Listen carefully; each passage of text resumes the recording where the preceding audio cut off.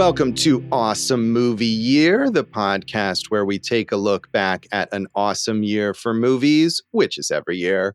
My name is Josh Bell, film critic and writer, and I am joined by my co-host. I'm Jason Harris, filmmaker, comedian. And Josh, while you were doing the intro, I was cavorting with your wife. That's impressive. It's someone who doesn't exist that you have been... I think maybe you need a mental health check there, Jason, because you're hallucinating people to cavort with.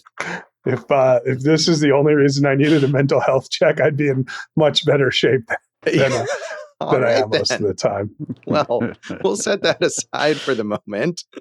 And in this season of Awesome Movie Year, we have been talking about the films of 1939, and we're here for some cavorting in our foreign film pick. It is Jean Renoir's The Rules of the Game, the classic French film, which was not necessarily an obvious classic when it was released. It's interesting to see the sort of journey of this film to becoming what is often acknowledged as one of the greatest films ever made.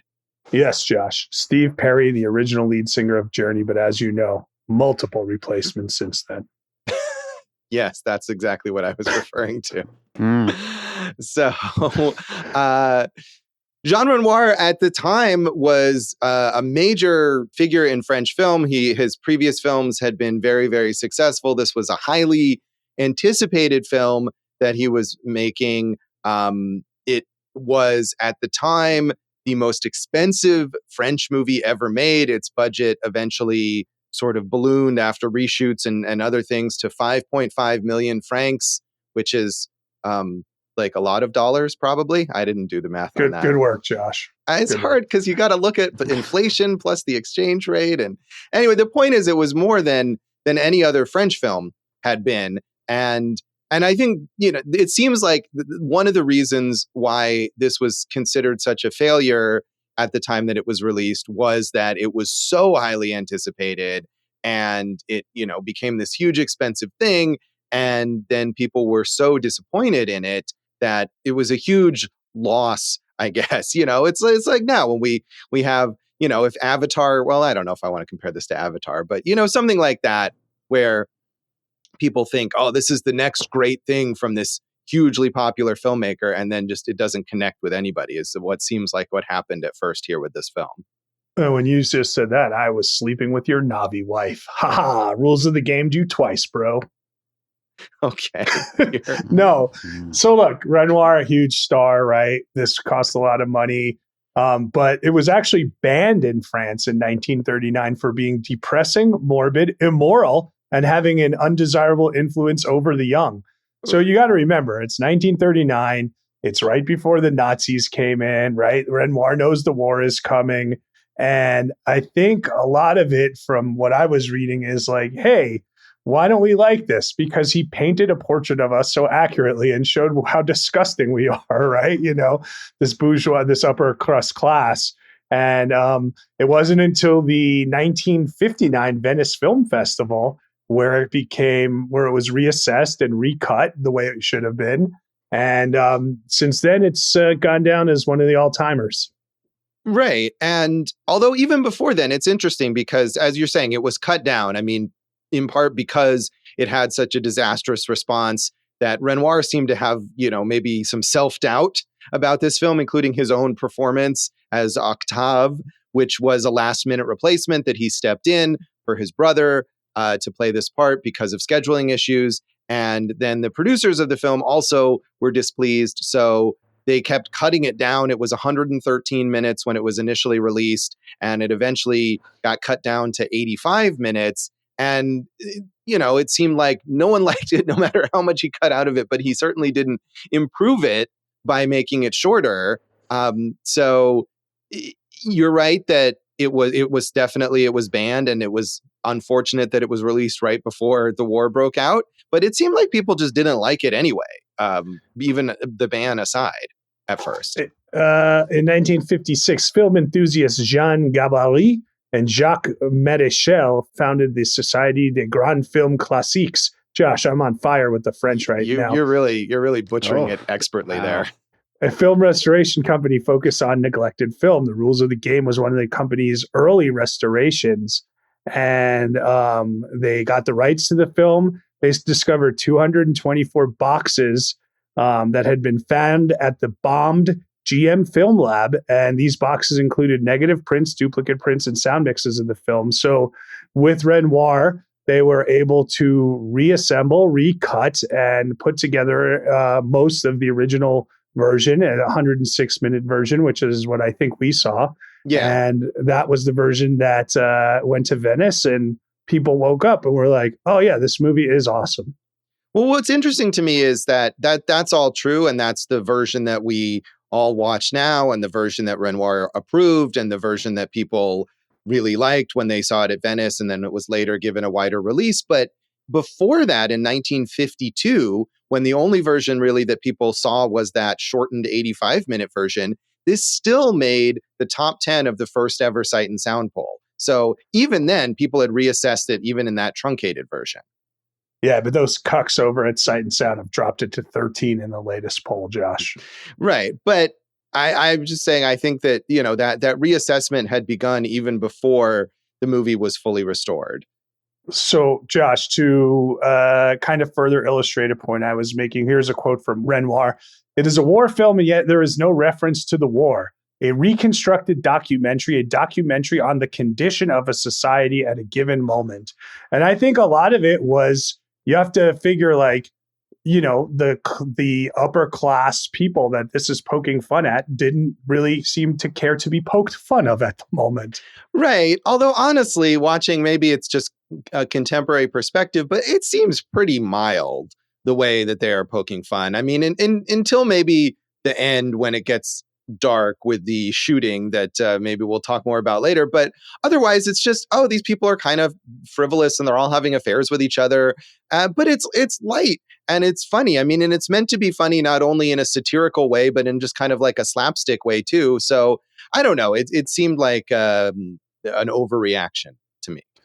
Well, I would agree with that. It's a great movie, and it is very funny. Yeah.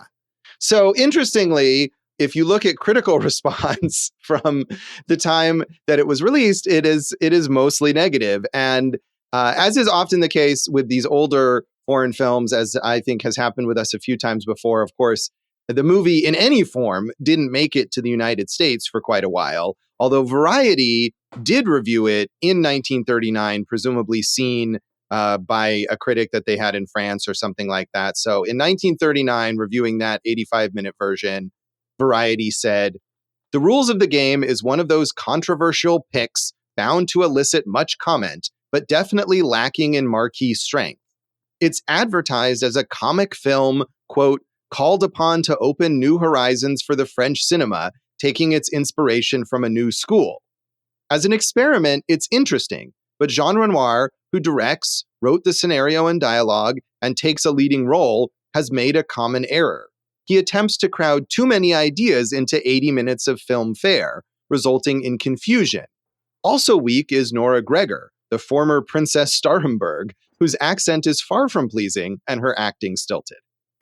I honestly think those are fair assessments. I love this movie, but I've seen the Renoir cut, not the 84-minute cut, right? So, or the 85-minute cut. So I can see there are so many characters to keep track of here. You need that breathing room, So I could see why that would be an issue for reviewers back then. As for the actress, Nora Gregor, she didn't bother me.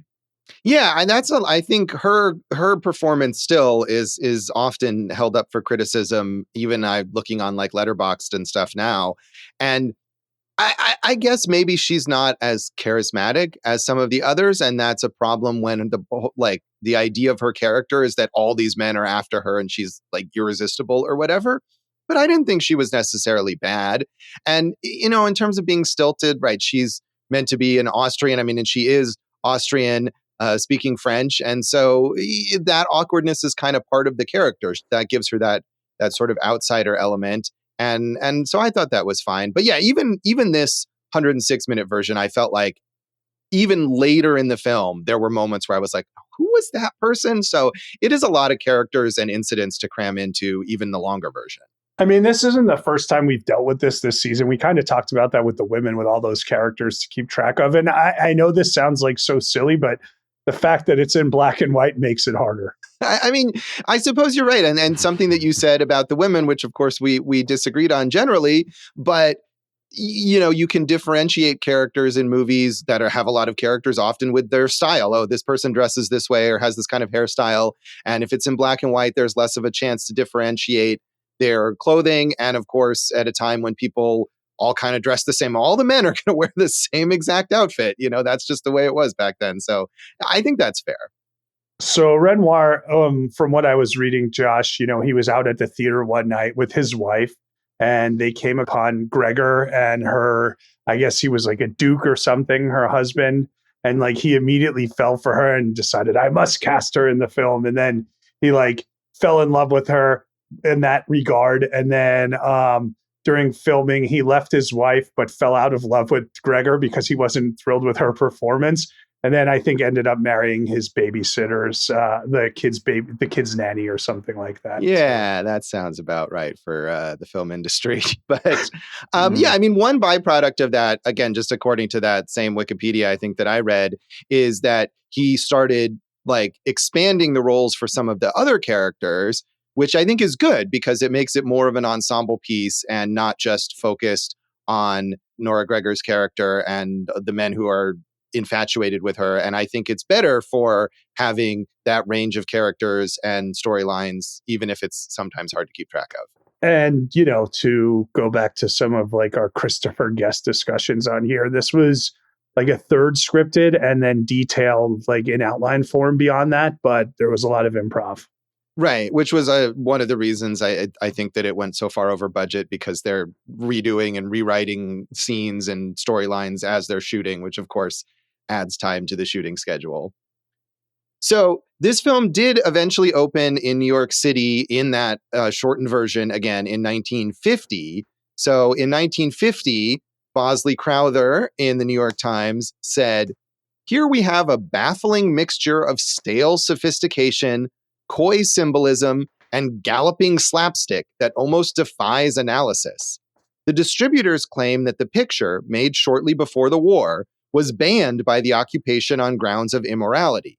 Rest assured it wasn't immorality, and there's nothing particularly sizzling in this account of some addle-headed lounge lizards tangling up their amours on a weekend house party in the country.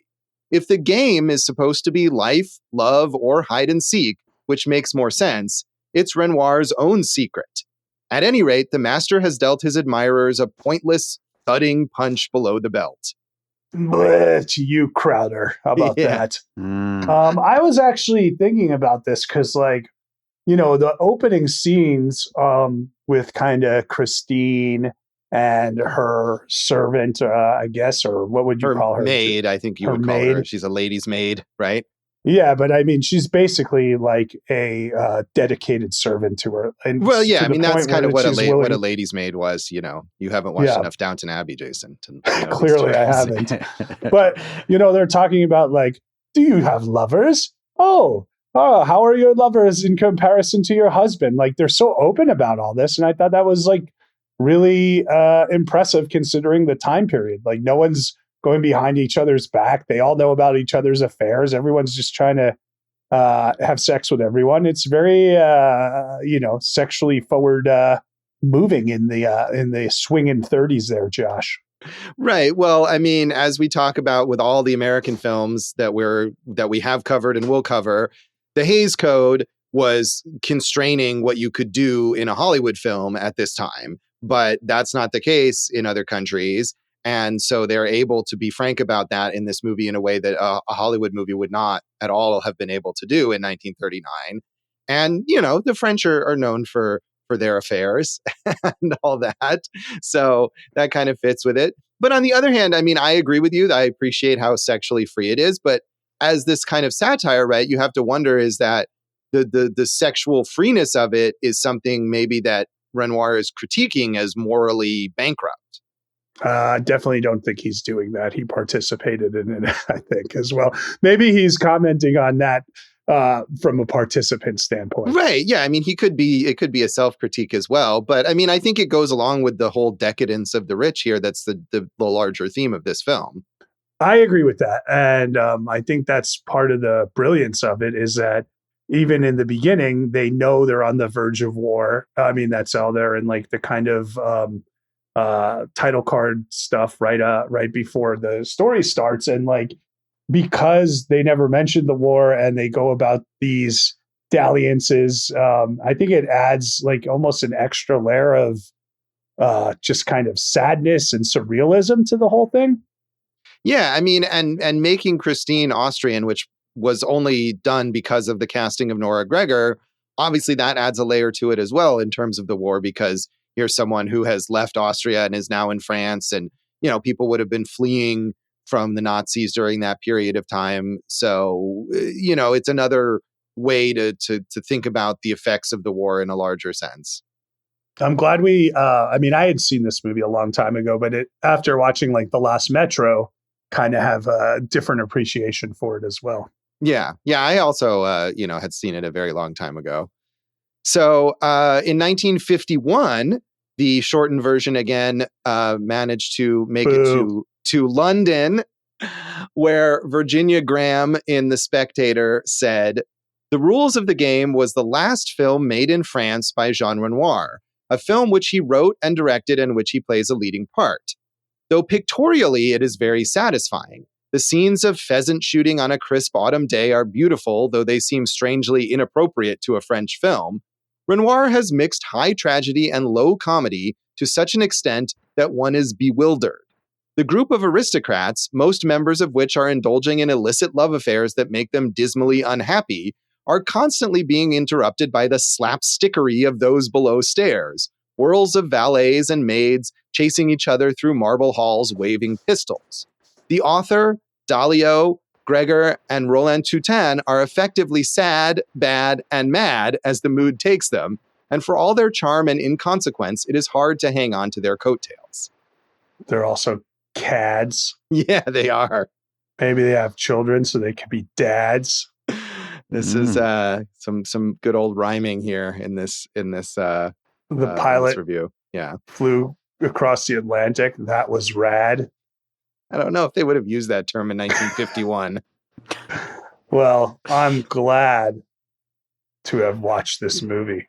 Yeah. I mean, I think, she mentions the slapstickery here, and I could see how it would be jarring to go from one to the other, but I feel like it fits together, and maybe, it's choppier in that shortened version.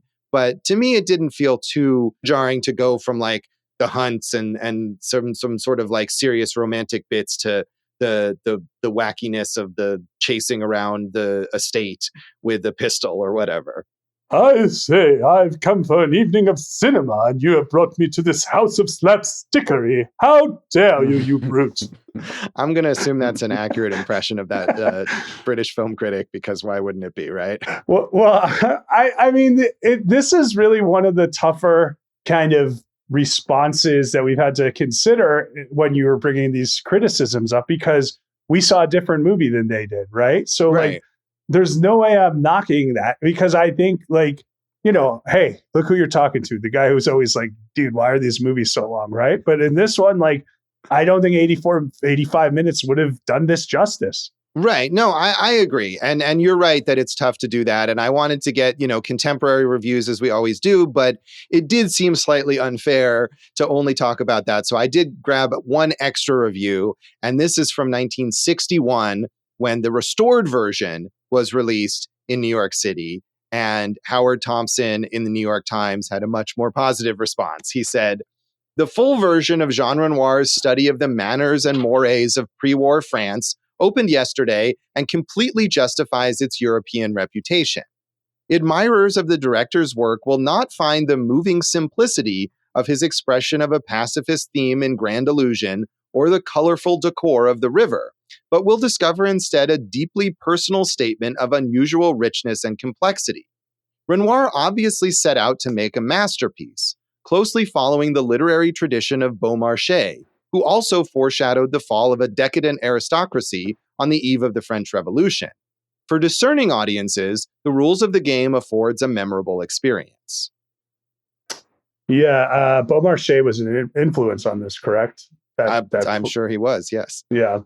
I mean, Dave and I were talking earlier, and he said, this restored version is akin to the 3-hour Jersey Girl cut from Kevin Smith. It really, really shows it in its full array of vastness and beauty and just all the multitudes, Josh. And anticipating the 9/11, maybe? No, it was later than that. I don't know. Well, no, they knew they were going to war here, but they're talking I watched The River, which, he made in India. And I think one of the strengths of that is the kind of use of not just environment, but like before he starts a scene, he'll like, just kind of keep the camera on some locals. So you're getting to learn like local culture and local flavor. And like with this movie, I think, he uses a single setting in a really, really unique way. And I don't know what they cut to get it to the 84-minute version, but honestly, I think you could have cut everything from before them arriving at the mansion, and you could have all had it in one single setting, and that would have been enough to kind of propel this film. Yeah, I suppose, but I think there's some important character relationships that are established in those early scenes. And I do like the opening scene where Andre the Aviator arrives at the airfield, and he's this French national hero for having flown across the Atlantic and achieved what Charles Lindbergh achieved. And he shows up, and all these reporters are there, and they interview him, and they say, "Aren't you proud?" And he's just like, "No, I'm disappointed because I just did this for a woman and she isn't here." And I think right there, that gives you a clear sense of like who these people are and what their priorities are and how entitled and self-involved they are. Well, I agree, but also he did do it for a woman, and he did the thing. So, I mean, he crossed the Atlantic. When have you flown across the Atlantic? I have not ever done that, but yeah. So you need to meet a lady to inspire you, Josh. Yeah, inspire me to buy an airplane ticket to cross the Atlantic. Hey, that counts as a way to do it. But what I'm saying is, I agree. I like that scene too. But I'm saying I think they could have gotten all those points across in a single setting. Yeah, no, maybe so. And I don't know I don't think that's how it was cut in the shortened version. Like, I think it does include shortened aspects of those early scenes as well before they end up in the country's house. Right. It would not have made sense to just cut the first 20 minutes. I'm saying you could reconfigure it from a script standpoint. But anyway, you don't need to, because it's a classic, Josh. Right. Jason's rewriting the rules of the game here.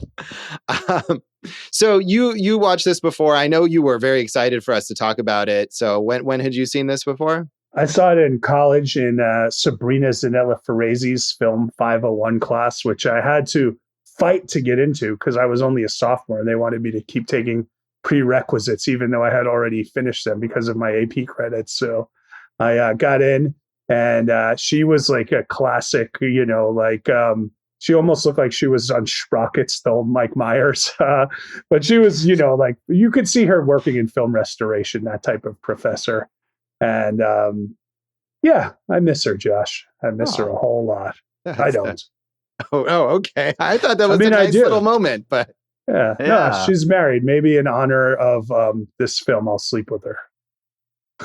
That was really not. I thought you were going to say something nice about someone like a professor who taught you about film, but I liked her. I liked her as a professor. Although I will say we did have our own little film festival, and she would we would submit like movies that we made, and she submitted one that she made, and like the class voted. She would say hands, and if more than half the hands in the class went up, then they would have to get shut off, and her movie got shut off right away.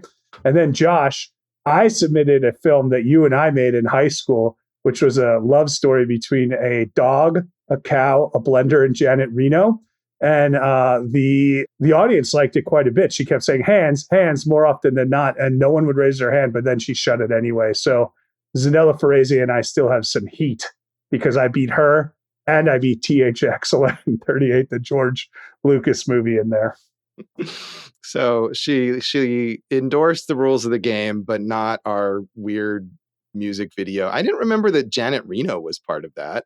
Our friend Jake played Janet Reno in there. So, I do we have this on VHS somewhere still? This is I hope so. Bringing back some memories. I hope so. High quality filmmaking that I edited on 2 VCRs. Yeah. I think the real breakout star of that was my dog, Lucy. We got some good dog acting from the dog. I remember that. That was pretty good. I want to see this. Yeah. It's something. All right. But anyway, I think Jean Renoir would appreciate the risks we took there. Yeah, that's exactly what I was thinking as we were making it. What would Jean Renoir do here? He was like, how do we, impart the spirit of the rules of the game into this film? Absolutely, yeah. So I too saw this movie in college. I'm pretty sure that was when I last saw it in a class on French film. I don't remember really anything about the professor of that. I don't have a roller coaster of a story there, but like you did. But I remember really liking it in college. And I think this had been, on my 1939 top 10 list high up. And this time I was not as engaged with it, but it's a very, very well made film. So I was just maybe a little less drawn into it this time for whatever reason. But I do like it. I was glad to revisit it because I remembered basically nothing other than I think that I had liked it. But in terms of the details, nothing had remained. I remembered a good amount of it. Yeah, I mean, I know you love this film, and I think, more so than I do. So maybe it just had stuck with you more. But it was good to revisit because it felt new. So, Dave, had you seen this or any Renoir films before? I had not seen any of his films, and I barely showed up to college, so I couldn't have watched it in any college classes. So. What college did you go to? UNLV. Oh, yeah. Well, they give you bonus points for not showing up there. Yeah, sure. All right. Anything else about the background of this film you want to mention, Jason? Hey, Dave, do you know how you get a UNLV graduate off your doorstep? How? Pay him for the pizza and tell him thank you. We'll come back and talk about more of our general thoughts on the rules of the game.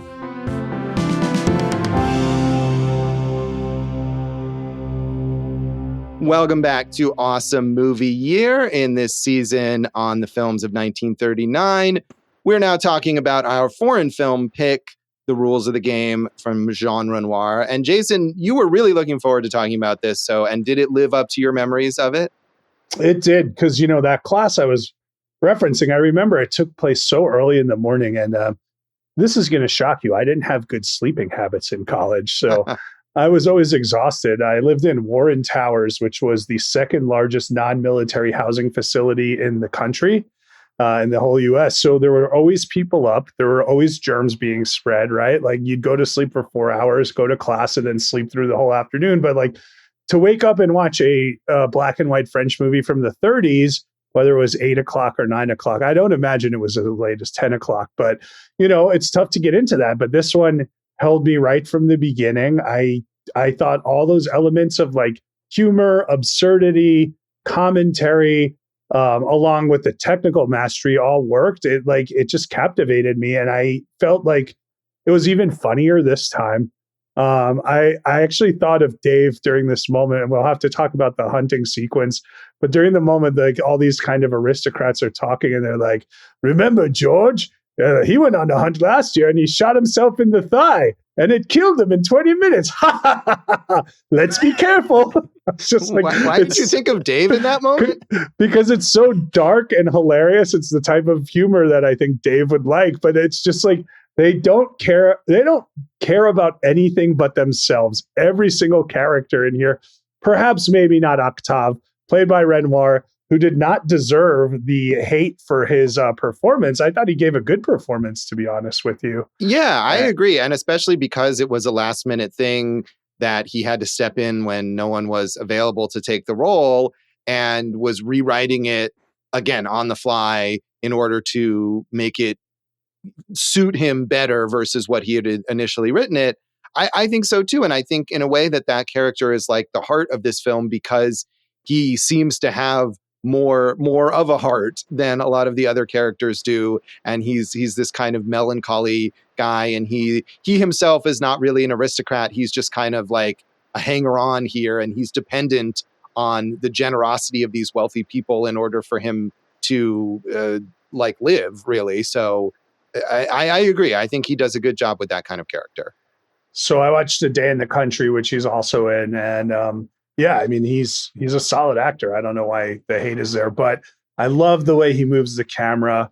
I mean, that's nothing that hasn't been noted before. But kind of these moving masters that I think we talked about in like Annie Hall, Woody Allen, where you would start on like a room and go to one subject, and as that subject crosses another subject, you would follow the next subject, and he just moves the camera so well, and there's so much intention with it. Jean Béchalet was the director of photography for that one.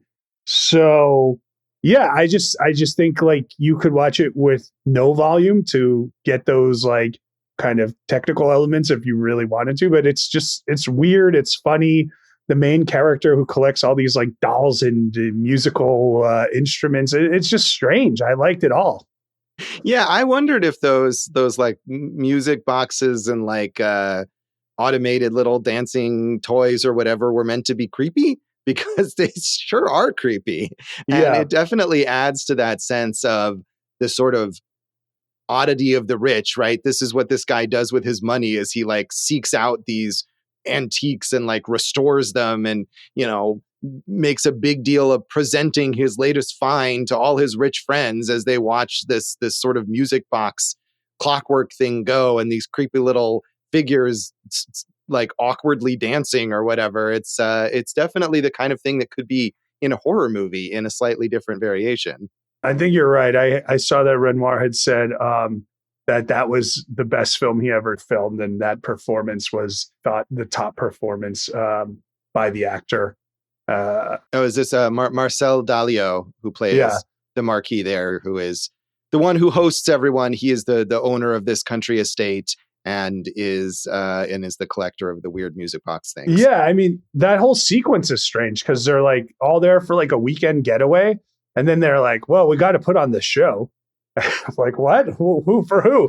But then they have like this party, and there's like 50 people in tuxedos and evening gowns watching like dance numbers, and Octave is in a bear suit. And then, of course, Marcel does, he presents his shining achievement, which is this restored music box. It's just so strange. There's so many sequences like that where, when they're first getting there, or the poacher, or of course the hunting sequence, which is very jarring. Like it just all works. I don't know. I'm thinking of those criticisms. It's like, well, it's commentary, but it's slapstick, and it's this and it's that, but it all works together for me. Yeah, I mean, like I said, I agree in that sense that it didn't feel like it was choppy going from one thing to another, where you have the slapstick of like the performance that you're talking about, or especially like Octave in the bear suit, where there's a running bit that he can't get out of the bear suit, and he keeps trying to ask people to help him get out of the bear suit, but they're all busy with their own little dramas and they won't help him. And, right. And again, the game warden guy who is running around chasing Marceau, the poacher, who's then been hired as a domestic and is sort of hooking up with the game warden's wife, and he's chasing him around with a pistol, which is like very dangerous. They got an active shooter here in this house, just as we learned at the end of the film. Exactly, but they just treat it as this sort of like amusing little diversion or whatever. And Renoir presents it as this bit of slapstick comedy, but yeah, the hunting sequence is very jarring and is sort of horrifying in that, I mean, they really did film the hunting and killing of all these animals. They used local residents of that area as stand-ins for the actors, and they shot these animals. And I think it's meant to be upsetting, even though, of course, this was just this was a thing that people did, and it was perfectly acceptable to do. But seeing it presented in such a stark way, and especially the reaction of the characters of just being like, oh, whatever, I think is meant to be a bit unsettling. I think, I mean, what I had read, Renoir even said, Renoir had never hunted in his life and wasn't even there. He had like his second unit shoot those sequences because he thinks hunting is so appalling. So he put it in for that commentary. And I think you're right, because you don't hear him like, well, we have to go catch our dinner for tonight, right? It's all like, well, it's Sunday morning, chap. What else should we do but kill some pheasant, So, but it is very disturbing because you're seeing these animals literally get shot, and I don't like that, Josh. I'm not a fan of that. So right, and that's fair. So, and yeah, obviously they're not shooting them for the sake of eating them. They shoot so many, there's no way that they're going to eat them all. And hundreds, I think. The purpose of it is to just shoot as many as you possibly can because it's a game, and you win by killing the most animals. And that's the rule. That is the rule of the game. And the other thing, of course, is that it's not really hunting in, I guess, the sense that we think of it now, where people go out into the wilderness and they're seeking out prey to shoot it. Like, no, these aristocratic people, they stand in the blinds, these little like sort of stations or whatever, while the servants go into the woods and flush out the game so that it just pops right in front of them and they shoot it like it's a video game or something. Yeah, I don't really think going into the woods and shooting a deer that it doesn't know that it's going to be shot is any more impressive. So I mean, it's a little more of an effort, right? It takes a bit more planning and knowledge, let's say. Yeah, sure. I'm not saying there isn't a skill to it, but I don't think it's like a great achievement. And I think George Carlin had the best bit on, people who call hunting a sport. If your opponent doesn't know that they're playing and you have a gun and they have nothing, how is it a sport? Right. So. Right. But I'm just saying, even that minimal amount of skill or planning or whatever that is required to do it that way is not going on here. Like, everyone is just standing there in one place and firing at things that are directly in front of them. Josh, here's a quote from Renoir that I love because it kind of sums it up, like with the idea of like this kind of laser focus, but also this kind of just absolute chaos. He was trying to make a precise description of the bourgeois of our age.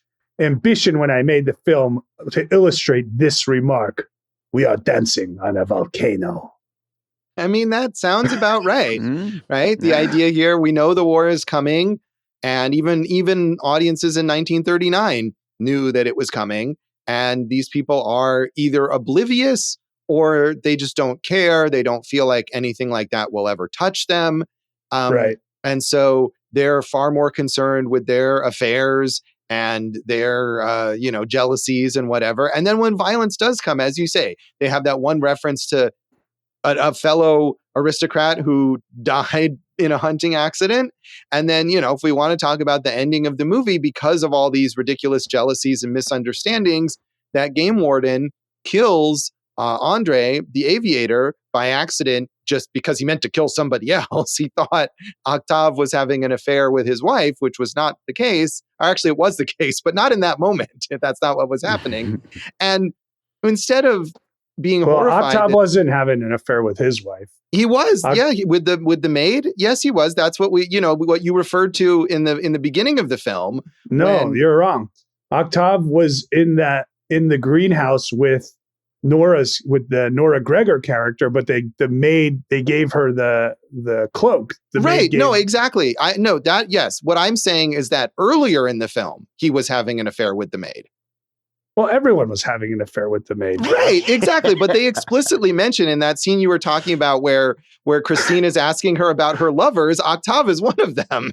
Well, what a time to be alive. Yeah. My point, though, there is that this guy has just murdered somebody. And instead of being horrified by that or calling the police or even firing him, he seems to have been rehired after having been fired thanks to the murder. And the Marquis just tells everyone, well, it was a terrible accident and we'll mourn him tomorrow. Everyone go to bed. Good night. Yeah. And there's cake and tea inside. Right. And the final comment is from the general, one of the guest characters, saying to someone else, like, that Marquis, he really has class. Like, that's the nice end of the film. And I think that is really indicative of, if we want to, that is the most scathing to me moment of like indictment of the decadence. A lot of it is just silly comedy. But that moment where they're like, yeah, somebody got murdered, but whatever. And isn't it classy that he swept that under the rug? That's the moment. Yeah. And I think that goes back to the incident I mentioned with like how they don't care that George accidentally killed himself hunting. But I also loved, there's a scene, it's so unnecessary.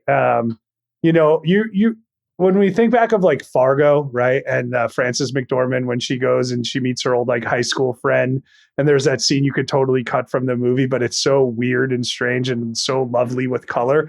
There's a scene in there, and I think this really added to it because you like you're saying you not only have this, high society, but you have all the servants and their sub stories, right? So they're all sitting at dinner and they're talking about, whatever some other baron or aristocrat, and the chef comes in. He's like, I used to work for this man. And he tells this whole story that is so irrelevant to everything going on. I think the whole point was like that the guy didn't really pay him as well as he should, but like it just comes out of nowhere and there's no reason and no one really acknowledges it. And then he just goes back to making the rest of the dinner. And it's like, you could easily cut that, but it's just wonderful. Yeah, it's definitely amusing to have all that stuff in there. I think I was not quite as taken with it as you are, but I mean, having all that there is what makes the movie, right? I mean, you cut elements of that down and it's not going to work per se. So, yeah, all those servants being able to gossip about their previous employers and the fact that they have their ridiculous affairs just as much as the aristocrats. And I did like that the aristocrat characters are sort of rooting for the affairs of the servants, right? When Marceau is trying to run away from the game warden after having hooked up with his wife, and he runs into the Marquis and he's like, Monsieur, can you help me? And the Marquis is like, yeah, shit, of course I can help you. Like, I want this to keep going. Like, this is like our entertainment or whatever. So I did like that about it. Yeah, Dave, what did you think of the movie? Yeah, I thought it was really funny and weird, like you guys have been saying. And one thing that I was thinking about was how modern this movie feels. I feel like it's the most modern feeling movie we've covered this season. And, that's saying a lot considering how many years ago this is. But it just feels like the sensibilities of that strangeness, the sense of humor, and like the sharpness of, the satire of it all. It definitely feels modern. I was listening to your episode of Piecing It Together that you two did on your top 10 first time watches last year. And Josh, you had, to my delight, The King of Comedy on there, the Scorsese movie, which I also saw in college for the first time. And I remember thinking like, this came out in 83. It was panned by critics and then got reassessed over time. And it was like 30 years ahead of its time. And I kind of feel like those are akin to each other, this movie and that movie. Yeah, it does feel ahead of its time. I do think, though, also, again, this goes back to the Hays Code and just things that filmmakers in Hollywood maybe would have done, but can't do. Sure. And why you can watch a movie from 1932 that seems more modern than a movie from 1942 because of things that they weren't able to do thanks to the Hays Code. But this definitely feels modern. I agree with that. And I think that's why when we did like our some other seasons like 53, I was bored, or when we did 67, you could see like the French New Wave was pretty far ahead of like where most American films were at that time. Right. I want to give a shout out. I mean, we mentioned Nora Gregor and her performance that a lot of people don't care for. We mentioned Marcel Dalio as the Marquis.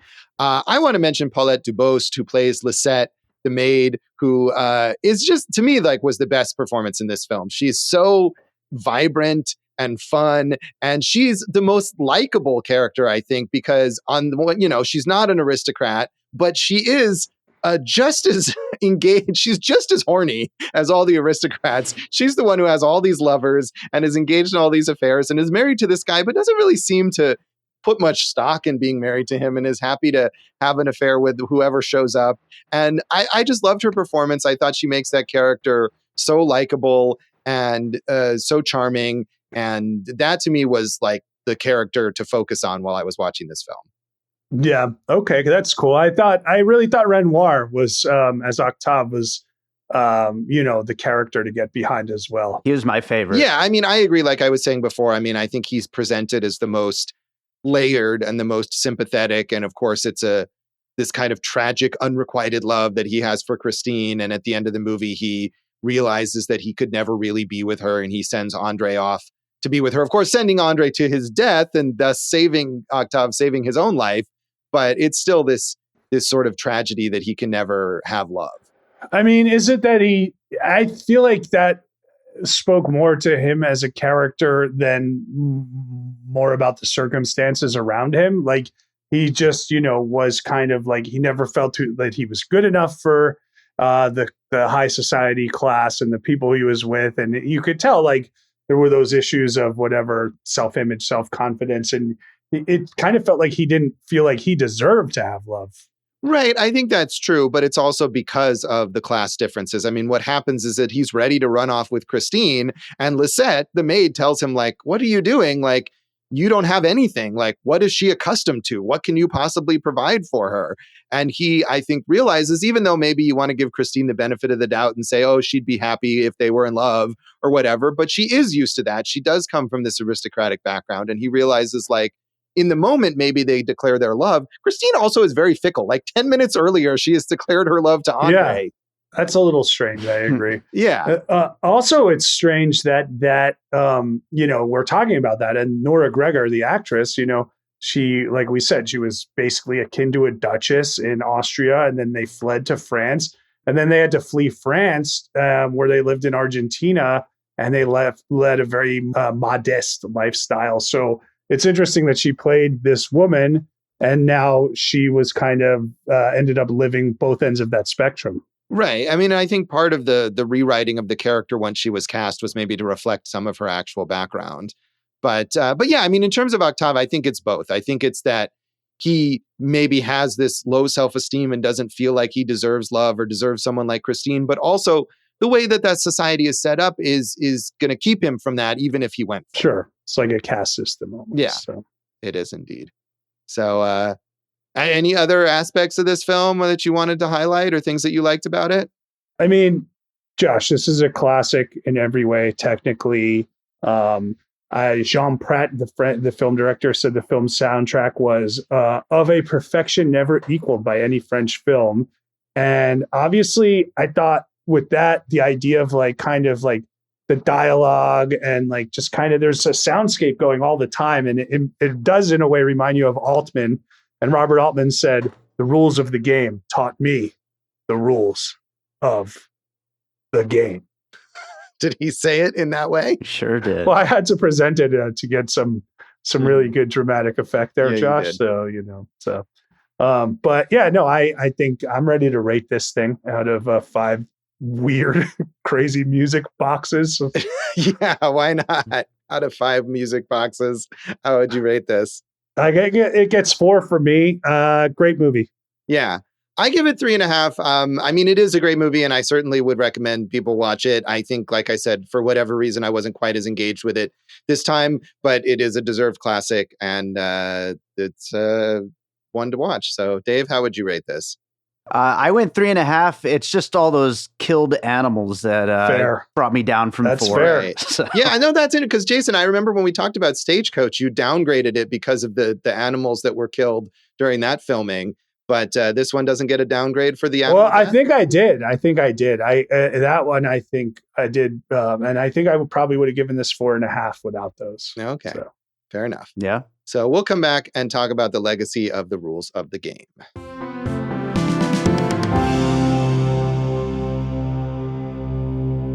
Welcome back to Awesome Movie Year. In this episode of our season on the films of 1939, we are talking about Jean Renoir's The Rules of the Game.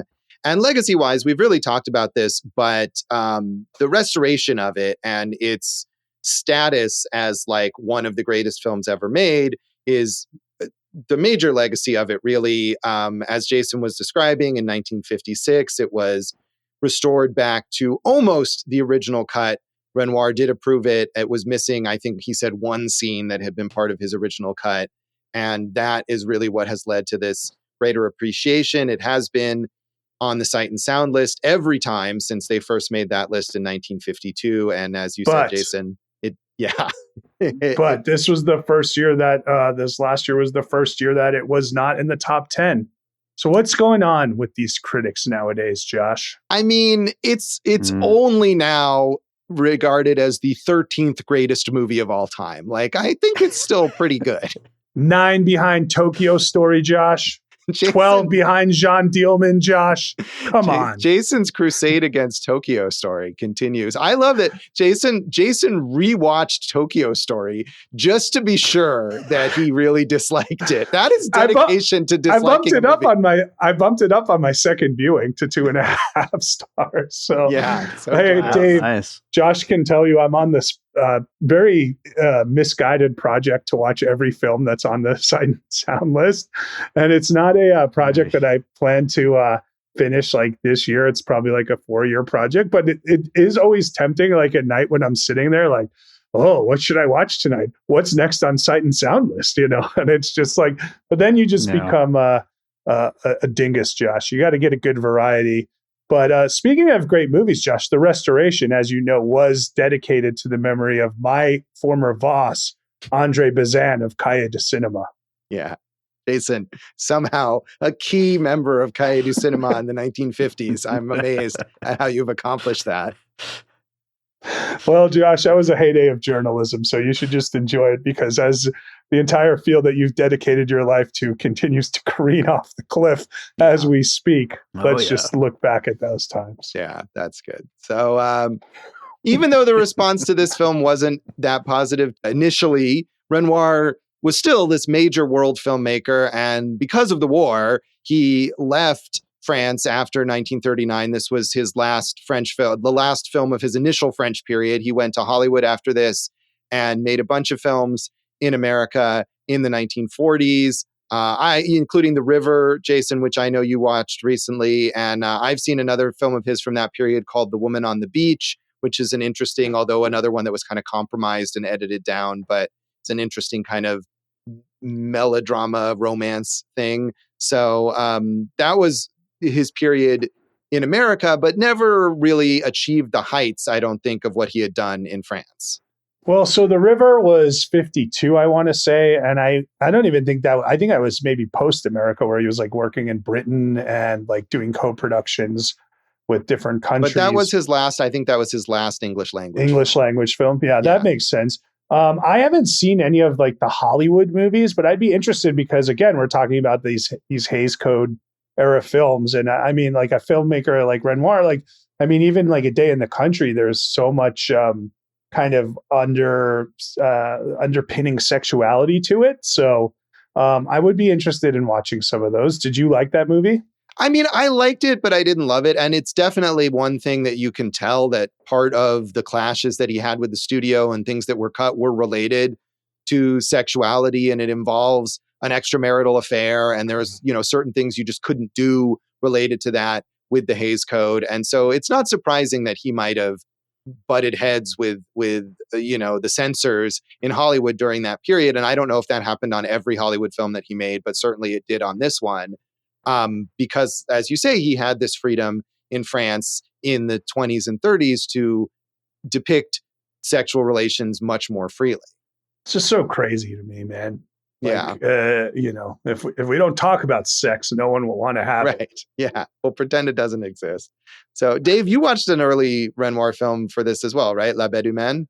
I did, yeah, which I believe came out the year before this, but I liked it just as much as this one. It's very different, almost noir style, but also like kind of just about like a real shitty woman that ruins a guy's life. And it's it was fun. It was like a real guy's guy movie. Yeah, I would like to see that. I mean, I've seen, like I said, The Woman on the Beach, and I've seen Grand Illusion, which is the other most highly acclaimed Renoir film, but I saw it a very long time ago, and I would have liked to watch more Renoir this week, and my time management skills were not up to getting to that.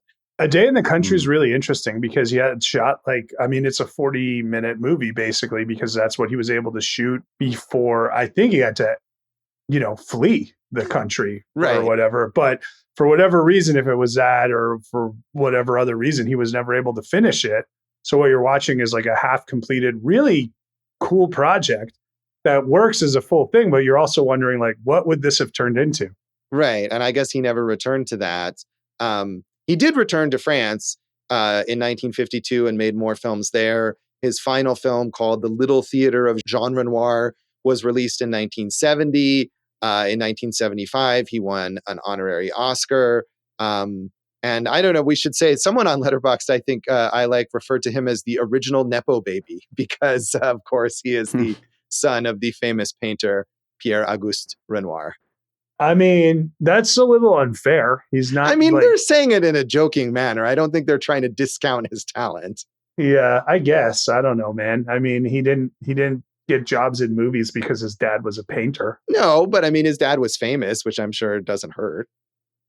No, it doesn't hurt, but I mean, he stood on his own 2 feet there. I'm not saying that he didn't, just like many people like that we have talked about or will talk about.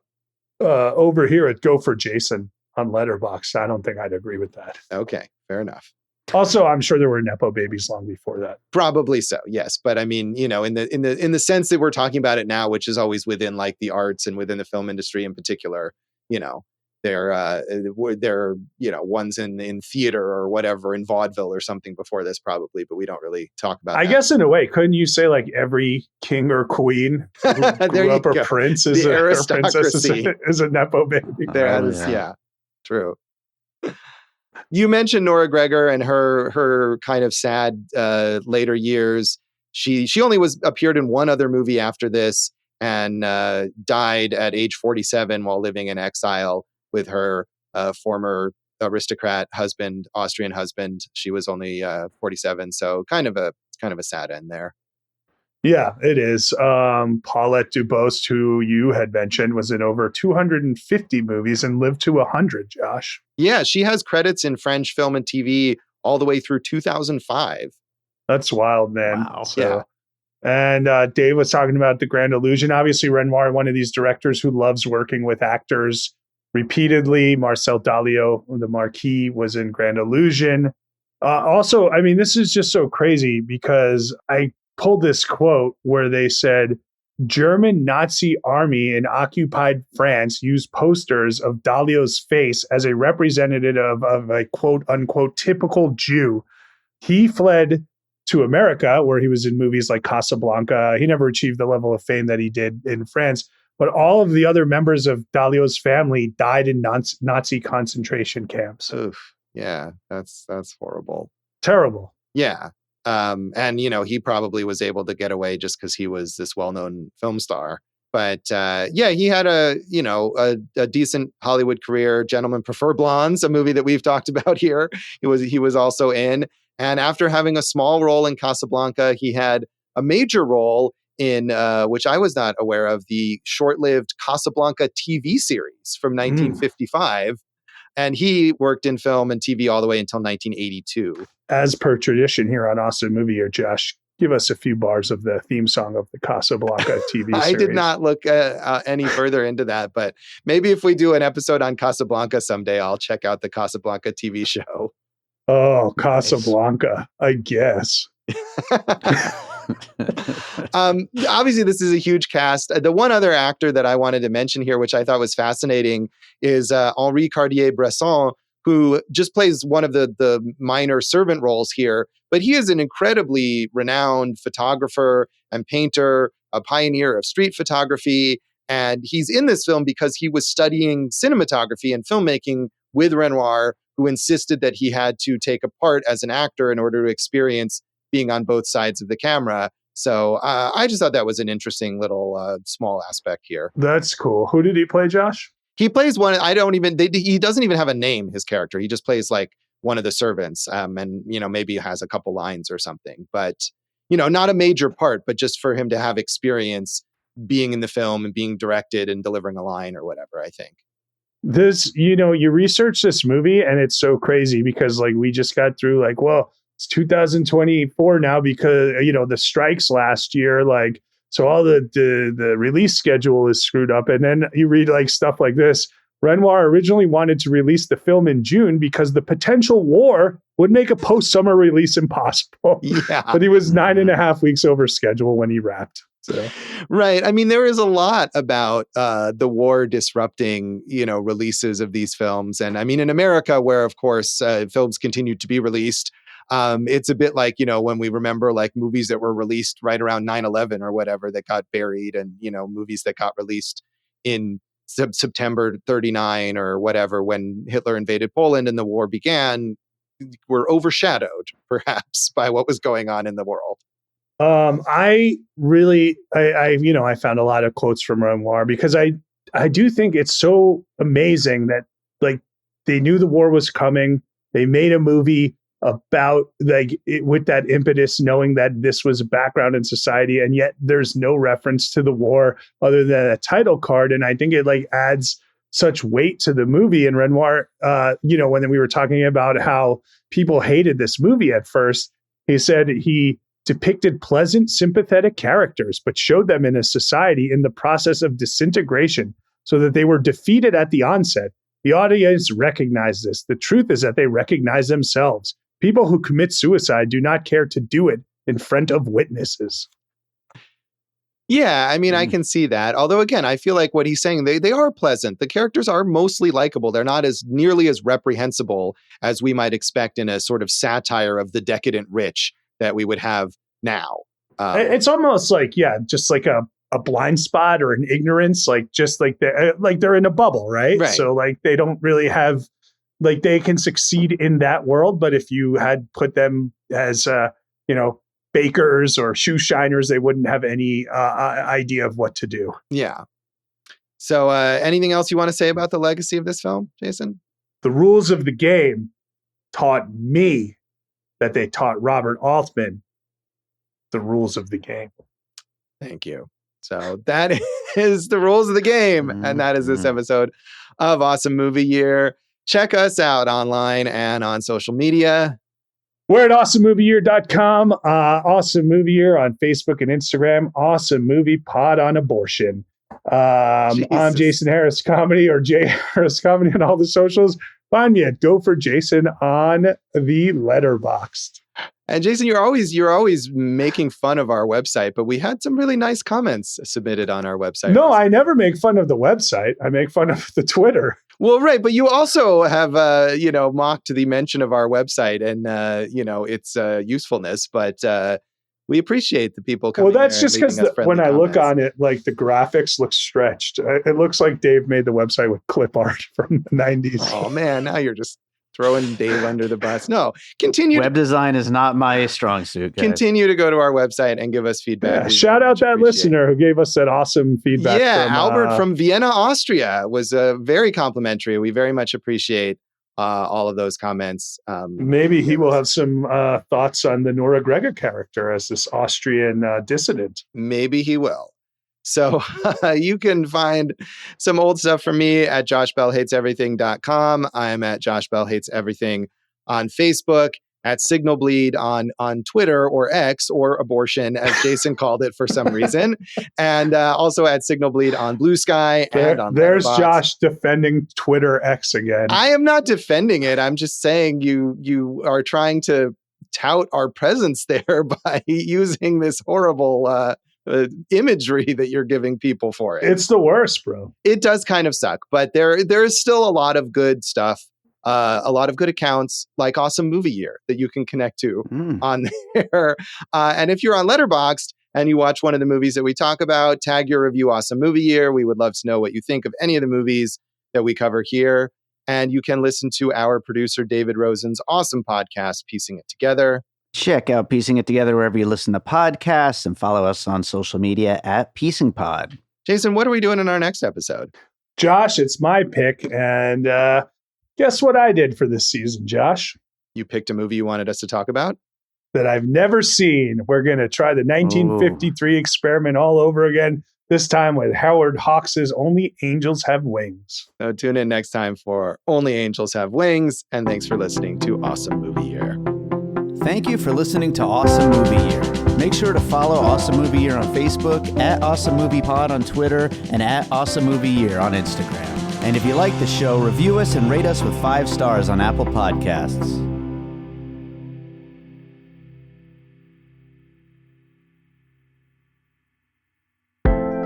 An All Points West production, produced by David Rosen in Las Vegas.